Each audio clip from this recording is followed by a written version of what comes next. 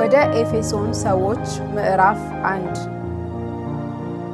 በእግዚአብሔር ፈቃድ የኢየሱስ ክርስቶስ ሐዋርያ የሆነ ጳውሎስ በኤፌሶን ላሉት ቅዱሳን በክርስቶስ ኢየሱስም ላሉት ምእመናን ከእግዚአብሔር ከአባታችን ከጌታም ከኢየሱስ ክርስቶስ ጸጋ ሰላም ለእናንተ ይሁን። በክርስቶስ በሰማያዊ ስፍራ በመንፈሳዊ በረከት ሁሉ የባረከን የጌታችን የኢየሱስ ክርስቶስ አባት ይባረክ። ዓለም ሳይፈጠር በፊቱ ቅንና ነውር የሌለን በፍቅር እንሆን ዘንድ በክርስቶስ መረጠን።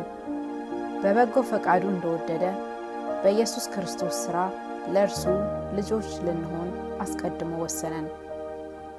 በውድ ልጁም እንዲያው የሰጠን የጸጋው ክብር ይመስገን ዘንድ ይህን አደረገ። በውድ ልጁም እንደ ጸጋው ባለጠግነት መጠን በደሙ የተደረገ ቤዛነታችንን አገኘን። እርሱም የበደላችን ስርየት። ጸጋውንም በጥበብና በአእምሮ ሁሉ አበዛልን፣ በክርስቶስ ለማድረግ እንደወደደ እንደ አሳቡ የፈቃዱን ምስጢር አስታውቆታልና። በዘመን ፍጻሜ ይደረግ ዘንድ ያለው አሳቡም በሰማይና በምድር ያለውን ሁሉ በክርስቶስ ለመጠቅለል ነው። እንደ ፈቃዱ ምክር ሁሉን የሚሰራ እንደ እርሱ ሐሳብ አስቀድመን የተወሰንን በክርስቶስ ደግሞ ርስትን ተቀበልን። ይኸውም በክርስቶስ አስቀድመን ተስፋ ያደረግን እኛ ለክብሩ ምስጋና እንሆን ዘንድ ነው።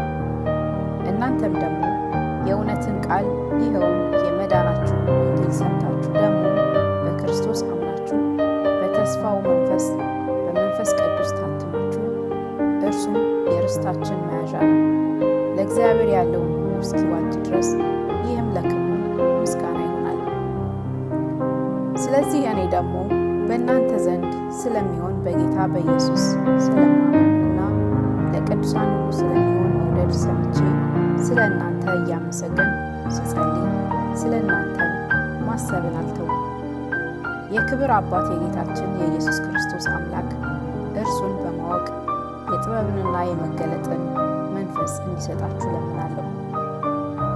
ይህም የልባችሁ ዓይኖች ሲበሩ የመጥፋቱ ተስፋ ምን እንዲሆን በቅዱሳንም ዘንድ ያለው የርስት ክብር ባለጠግነት ምን እንዲሆን ለምናምን ከሁሉ የሚበልጥ የኃይሉ ታላቅነት ምን እንዲሆን ታውቁ ዘንድ ነው።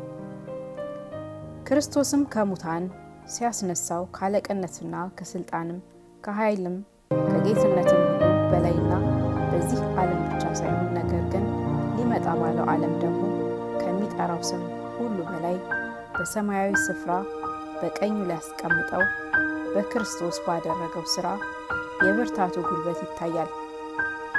ሁሉንም ከእግሩ በታች አስገዛለት፣ ከሁሉ በላይም ራስ እንዲሆን ለቤተ ክርስቲያን ሰጠው። እርሷም አካሉና ሁሉን በሁሉ የሚሞላ የእርሱ ሙላት ናት።